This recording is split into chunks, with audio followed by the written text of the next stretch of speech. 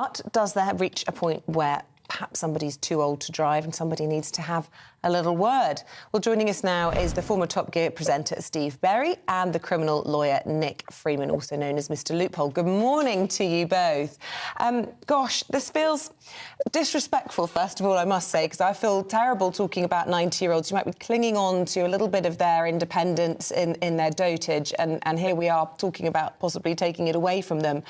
Are they very dangerous, first of all, to you, Nick Freeman? Well, it depends, doesn't it? Everything, I mean, it's compared to 17-year-old boys. Well, I'm saying it's individuals. I mean, you just can't legislate, I think, for everyone. No, but you can... Or can you, Nick? Can you? Where do you stand on this, no. Nick? My view is very simple. From the age of 70, there needs to be an eye test, a mandatory eye test, and I would say a mandatory medical test, because it's not just vision, it's also reaction time. And I would have that every 2 or 3 years. You have to see a doctor, there'll be a nominal fee, and depending upon how you perform, you continue to drive. I mean, there are many younger people who are not fit to drive. It's very dangerous to sort of arbitrarily select an age limit, because what you're doing is you're discriminating someone. You might have a 90-year-old who's incredibly fit, who can run a marathon, and you're saying to him, because you've reached a certain age and you're much fitter and much more alert and your eyesight's much better than a 40-year-old, but we're going to take your licence off you. It just doesn't make sense.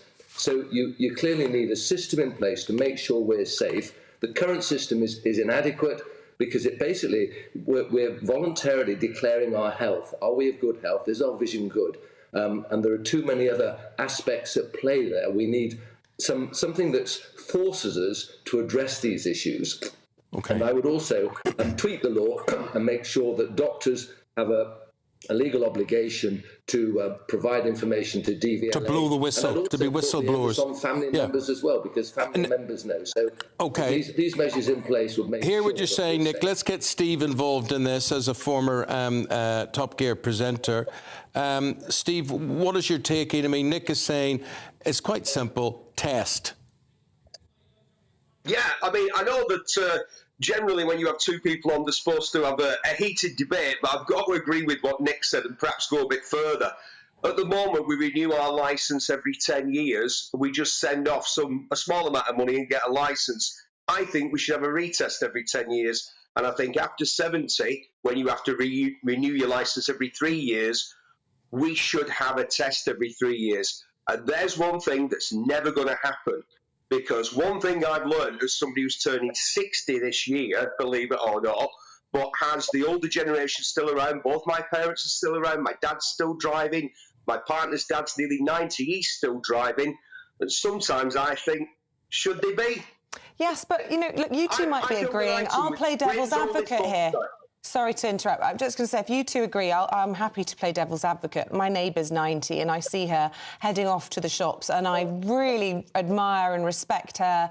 I wish her well every time she turns out the drive. I think, oh, gosh, I hope she's going to be OK. But surely it's much more frightening when your 17-year-old son's driving off down the road. He's just passed the test. His eyesight's absolutely fine, but he's raging with testosterone and everything else. Car full of his friends, the music's blaring, and the statistics show you're far more likely to have an accident as a 17-year-old boy than you are as a little old lady, careful driver at the age of 90, aren't you? Okay. You're driving way more miles. My dad does to Sorry, I didn't make it clear I was going to then. Steve, to you first of all. Yeah, I started driving at 17 and early on in my driving career, I made a few errors which were probably, you know, due to the fact that, as you've just said, I had hormones raging through my system, which I still had, but 10 days ago.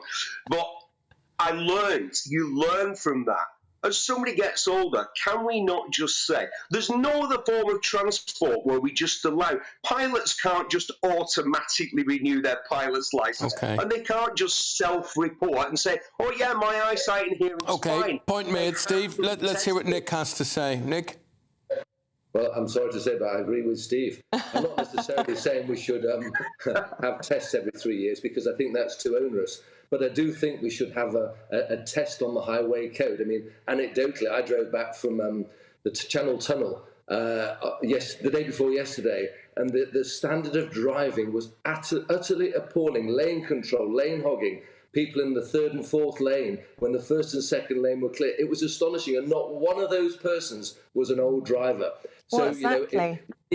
We need to improve our driving, and it isn't the old drivers that are causing the problem. It's ignorance, and we need to tune into the highway code because most people have not got a clue. Gentlemen, thank you both very much indeed. Testing, whether you're young or old, maybe that is the answer for everyone. Thank you both very, very much indeed.